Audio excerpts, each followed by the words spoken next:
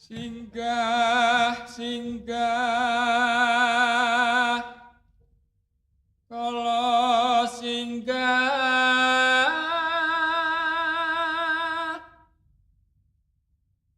pansuminggah durga kala sumingkih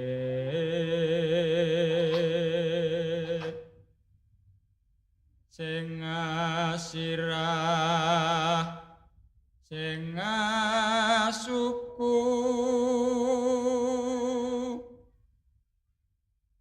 sing ulu sing bau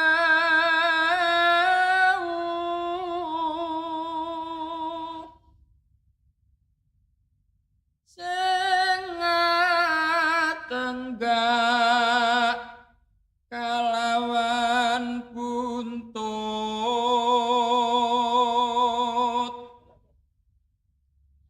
sing tan kasat mata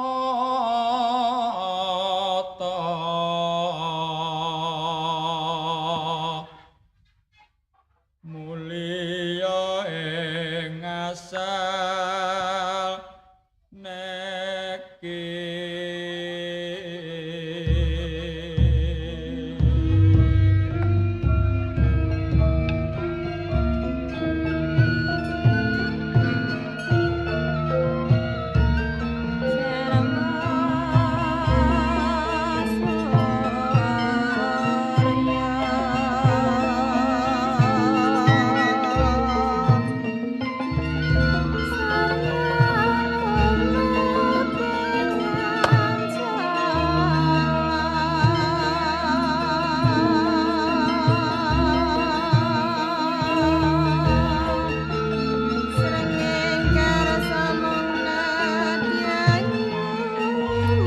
Assalamualaikum warahmatullahi wabarakatuh. Sih rahmat so tentrem rahayu saking Gusti kang akarya jagat. Mugi tansah berkahi dumateng kita sak.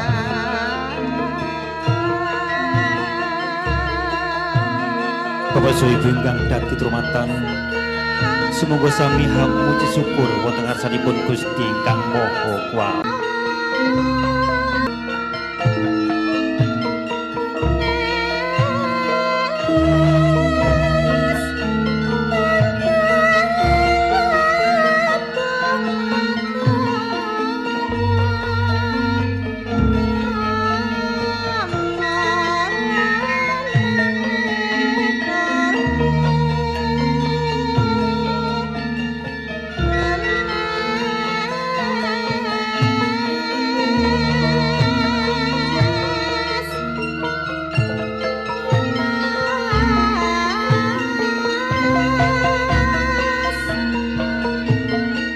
Bapak ibu dadi rumatan sampun boten pawarta pilih pinanten kakulan putri sampun paripurnaken rasa busana pramila dijarapake pinanten arsa kawiwitan supados adicara menika saged lancar milai purwa madya wasesa sumangga sesarengan sami maos pasmawon.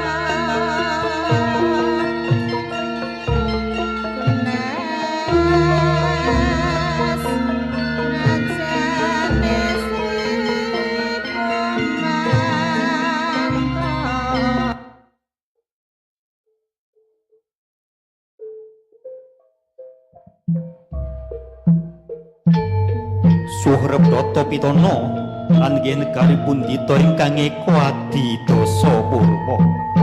Eka ingkang sawiji adilin wis dasa 10 purwa kawiwitan. Anggen menika satunggaling nagari adilin Ratu Mila Kinarya bebukaning panyandra.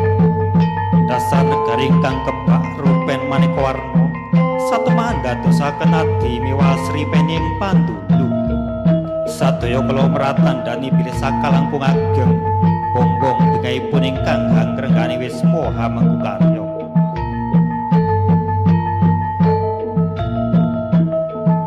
Sumurpana bilih wekdal samangke pinanten kakung sampun tindak jengkar tumuju dhateng sasana panggih. Pinanten kakung kadheraken para wadya bala pangombya. Déning kang wonten salebetipun Tara Bagong, pinanten putri ingkang kabeh Rama dalah ibu sampun sumadya hangrantu rawuhipun pinanten kakung.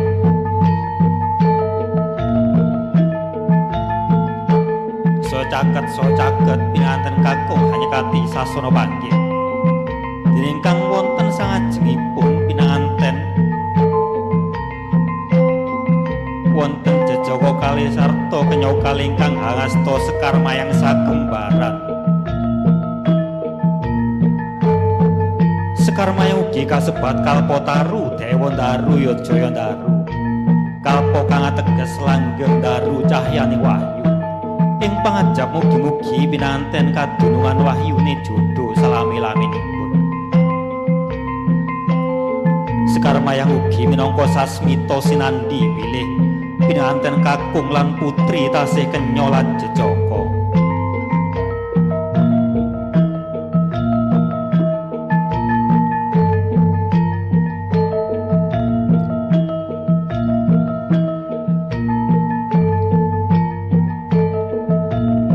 Adicara panggih pinanten kapurwakan kanthi liru Sekar Mayang. Sekar Mayang kaliraken kanthi sarana silang, kanan kalian kanan, kiri kalian kiri.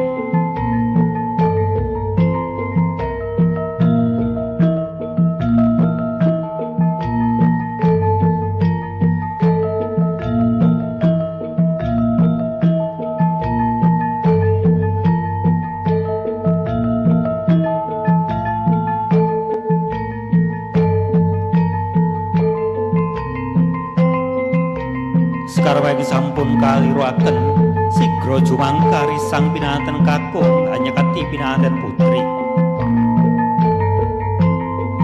So caket kumlawi astane pinanten kakung lan putri sigra hambalang gantal ingkang dumados saking ron suruh tinangsulan wenang pethak minangka pralambang bilih pinanten tinangsulan talining akrami ingkang asipat suci.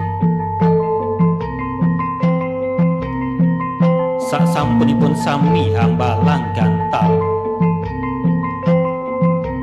sigra pinanten kapanggihaken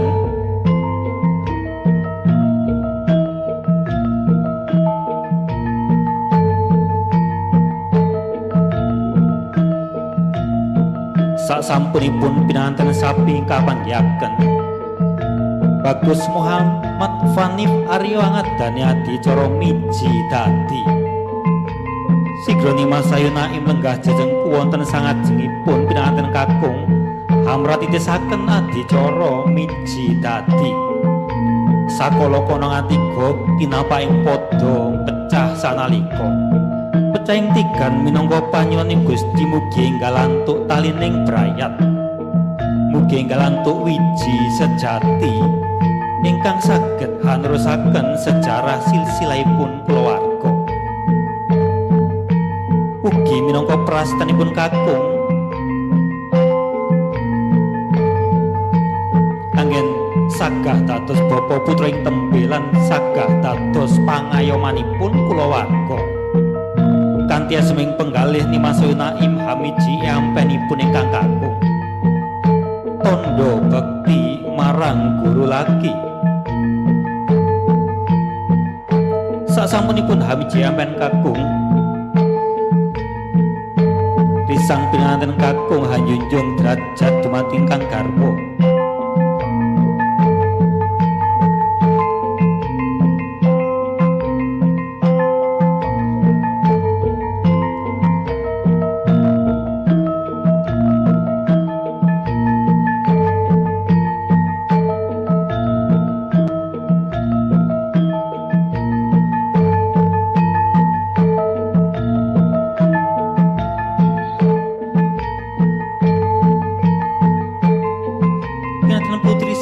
Ngadani adicara pradaksinan utawi puter bumi kaping 3 putra sepisan Nova Pratandha bilih pinanten kakung lan putri tansah manembah dumateng Gusti ingkang Maha Kuwaos.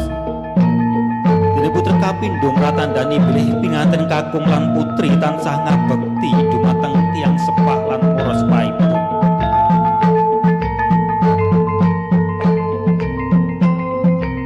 Putra ketiga minangka prastanipun pinanten putri tansah ngabekti dumateng pinanten kakung.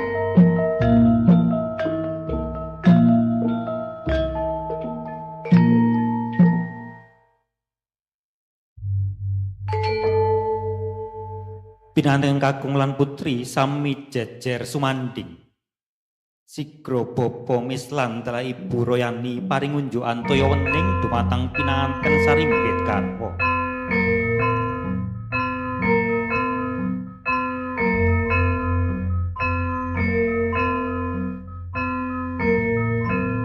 Pinanten kaparingan unjukan toya wening ing pangajap mugi-mugi sedaya tindak tanduk solas loga tansah kapenggalih kanthi wening ing pamikir.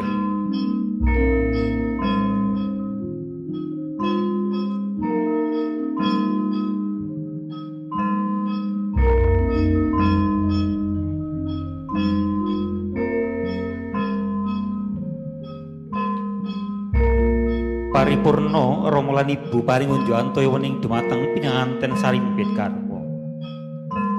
Pinanten arsa kasindur tumuju dhateng sasana mulya ugi kawastanan sasana pinajang.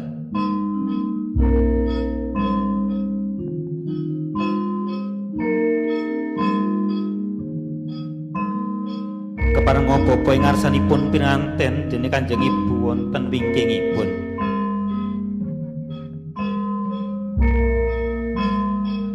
Sigra jumangkah lon-lonan hanyindur ingkang putra tumuju dhateng sasana mulya.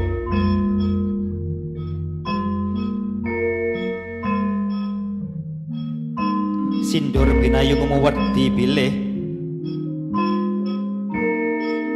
pinanten tansah tinuntun dening tiyang sepah tumuju dhateng rehing kautamen.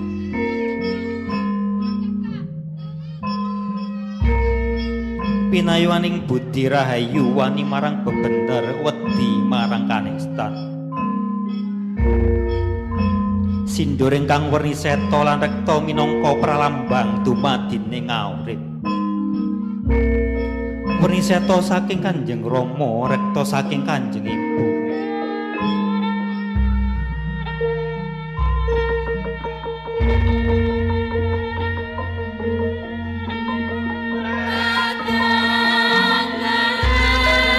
Sindur tumuju dhateng sasana mulya ugi kawastanan sasana pinajang. Sasana ingkang kebak rupen maneka warna ingkang adi asri lan peni. Minangka satunggaling papan pralambangipun papan ingkang kebak ing kabagyan lan katentreman. Pangajap mugi-mugi sedaya karaosaken dening pinanten anjenengan lampahi gesang bebrayan.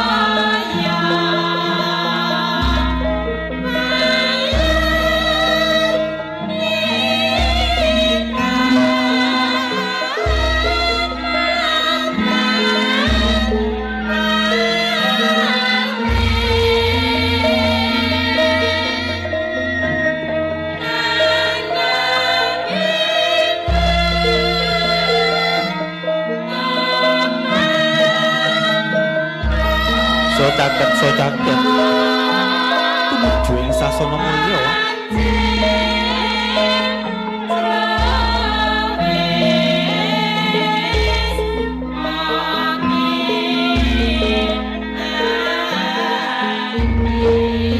Sasampunipun dumugi ing sasana mulya, Bapa Wislan ngadani adicara timbang pangkon. Pinanten kakung lenggah wonten suku kananipun ingkang Rama, dene pinanten putri lenggah wonten suku kirinipun.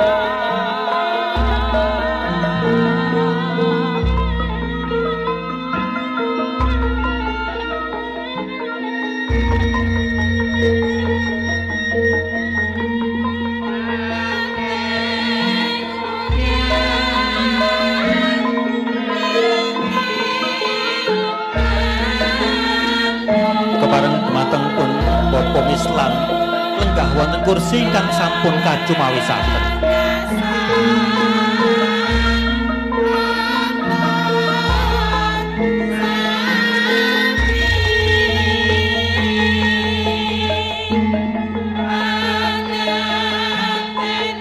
Pinanganten kakung lenggah wonten suku kananipun ingkang Rama, dene pinanganten putri lenggah wonten suku kinipun. Lajeng Kanjeng Ibu Royani paring pitakenan dumateng Kanjeng Rama. Ramane abot diantarane anak mantu karo anak dhewe. Yen tak timbang-timbang padha abote Gusti. Kadung pawang sulan Bapa Mislan bilih tresna dumateng anak mantu sami kaliyan tresna dumateng putra tiyambang. Sasampunipun ngadani adicara timbang pangkon, sigra Bapa Mislan ngadani adicara tanem jeruk.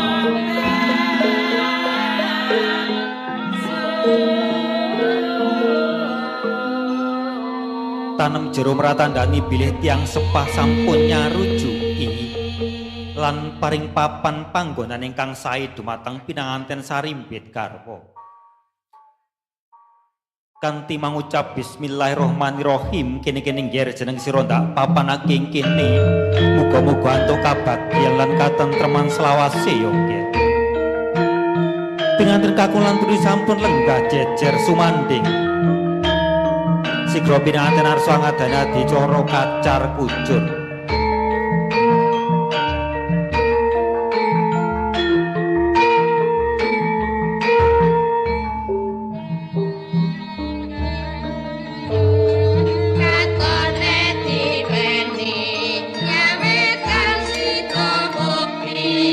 Kacar kucur wingi wong liya saiki dadi sedulur. Kacar kucur ingkang dumados saking kacang kawak deli kawak jagung kawak. Wingi wong liya saiki dadi sanak.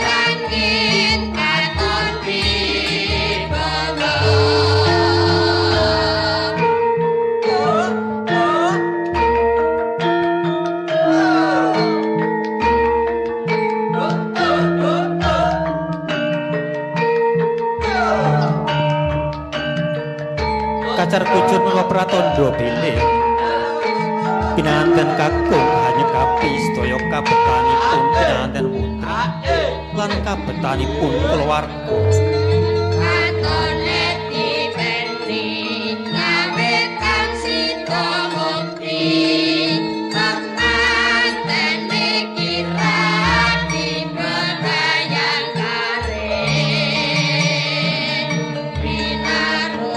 Pinanganten putri Hangasta Kampil Namrami Jaya Gunaka saking pinanganten kakung prasasat boten wonten ingkang marebel. Satunggaling piwulang bilih pinanganten putri kedah saged gemi stiti lan ngati-ati. Sasampunipun hanampi Gunakaya saking pinanganten kakung, pinanganten putri arsa hanitipaken Gunakaya sepisanan dumateng pun Kanjeng Ibu.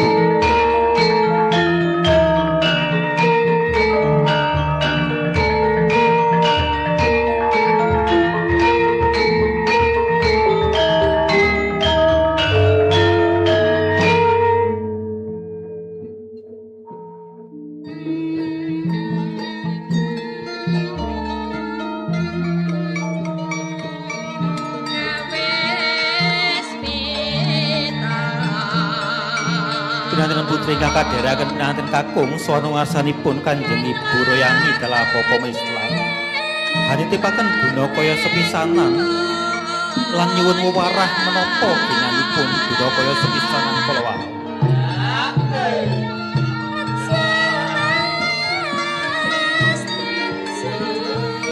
Sasampunipun Gunakaya sepisanan katrami deningipun Kanjeng Ibu, Sigra pinanten lenggah jejer sumanding angatane adicara dahar walimah lan ngunjuk toya weni.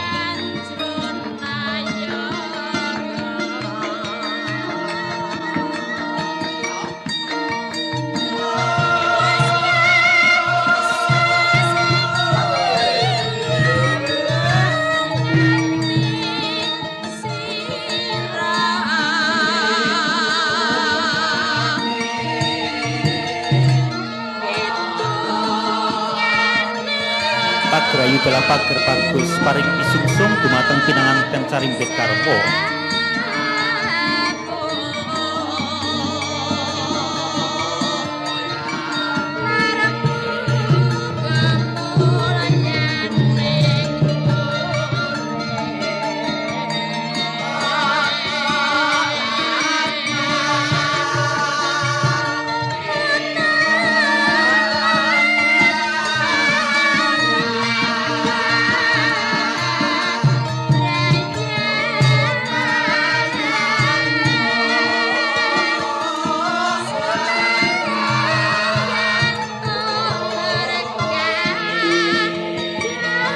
Pagrayu telah pager bagus sigra jumangkah lenggah jejen kuwana sangajengipun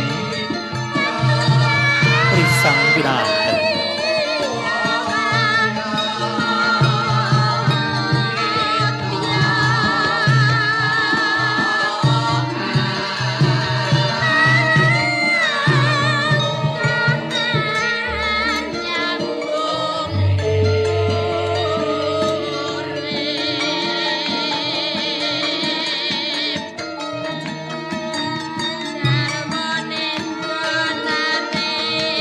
Dahar walimah utawi kembul walimah minangka wujud syukur dumateng Gusti ingkang Maha Kuwasa.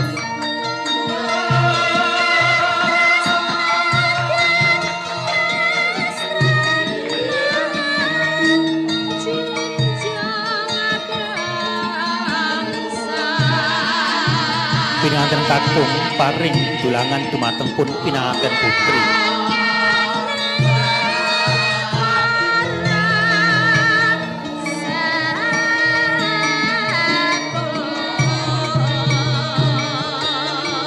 Dahar walimah te kembul walimah minangka wujud tandha tresna pinanganten kakung lan putri. Senajan namung atus sak piring nanging padha didhahar sesarengan. Mas Rio gantian, Mas Rio nyuapi istrinya dulu. Kemudian Mbak Manten nyuapi Mas Rio.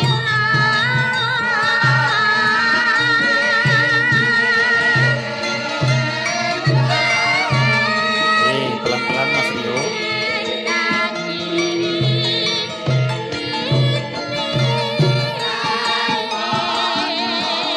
Gantian.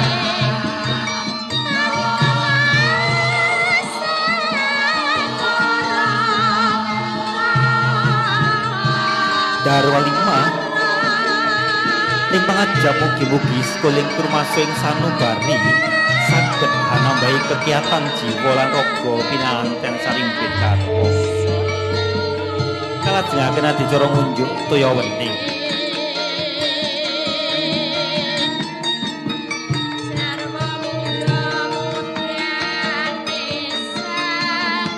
Toya weni ingkang kapendhet saking toya degal.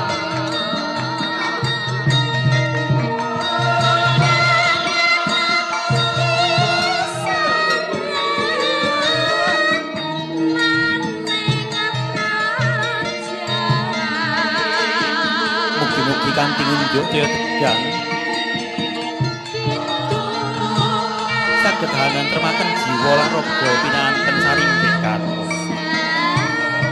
Paripurna pinanganten ngadani adicara dahar walimah lan ngunjuk toya weni. Sigra pinanganten arsa sowan ngarsanipun Bapak Islam Dalah Ibu Royani ingkang samiyuti didonga pangestu kepareng dumateng pun pinanganten lolos duwung lan lolos tinilanipun. Pagrayu dalah pager bagus kepareng jengkar saking ngarsanipun pinanganten kakung lan putri.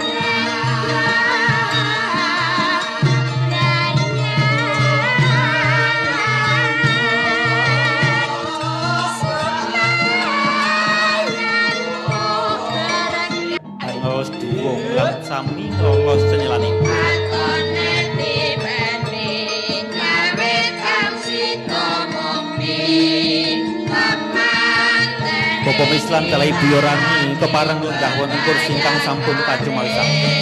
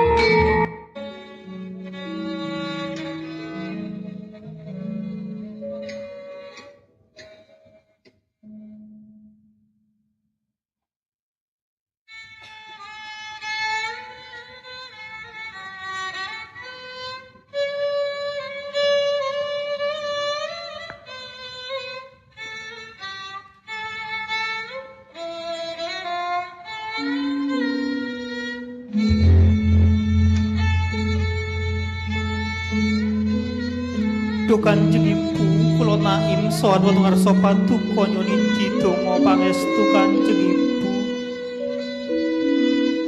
Kula milih alit ngantos dewasa tansah damel ridho paduka. Kula dereng saged paring piwales menapa-menapa dhateng panjenengan Kanjeng Ibu. Namung donga pangestu saking panjenengan ingkang kula suwun. Do anakku Naim, Ibu tansah paring donga pangestu karo jeneng sira, Nduk. Pesen Ibu dadi wanita utama kang bisa njaga kaluhurane keluargamu ya, Nduk. Ndak donga-dongake muga-muga keluargamu ayem tentrem ora ana rubeda apa-apa. Duh Rama, kula riyo sowan ngarsa paduka nyuwun donga pangestu. Iya nggih anakku riyo. Ndak titip-titip pekawe Naim karo jeneng sira ya nggih. Pesni Rama dadi priya utama kang bisa njaga kaluhurane keluargamu. Aja gampang mara tangan lan tansah manembah marang Gusti Kang Maha Kuwasa. Ndak donga-dongake muga-muga keluargamu ayem tentrem ora ana rubeda apa-apa.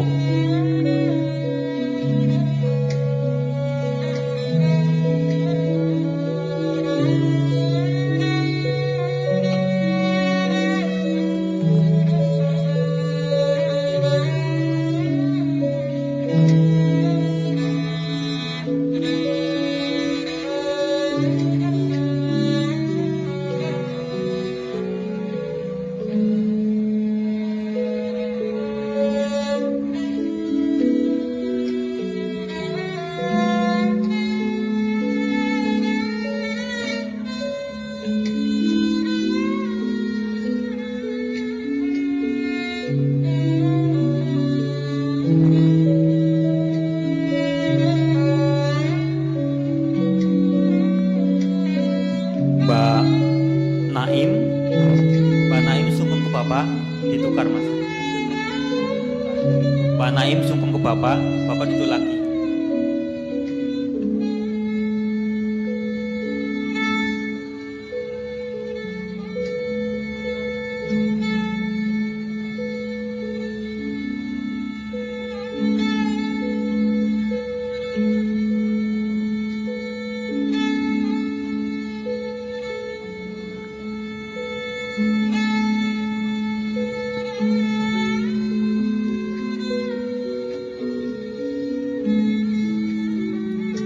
Duh Rama, sejatosipun kula tasih pingin ngalem dhateng panjenengan Rama.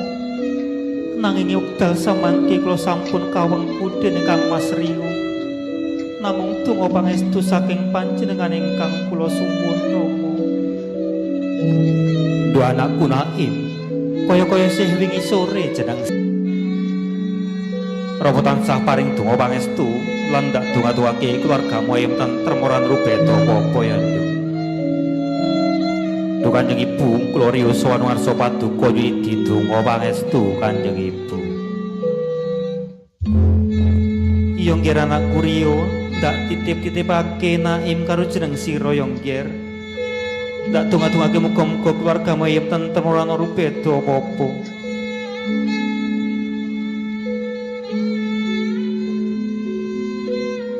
Paripurna ingkang saprunyo nidhi donga pangestu.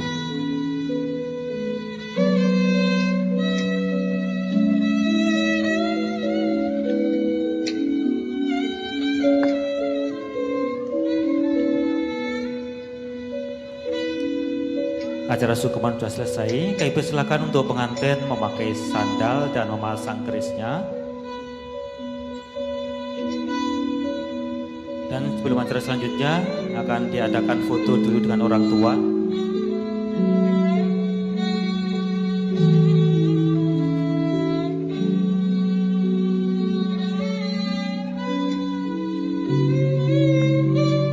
Bapak so Ibu, minangka mangayu bagya rawuh panjenengan sami badhe katuraken satunggaling peksan. Inggih menika pesan Gambyong Parianom ingkang dipuntindaken rencang-rencang saking Sanggar Srikandi.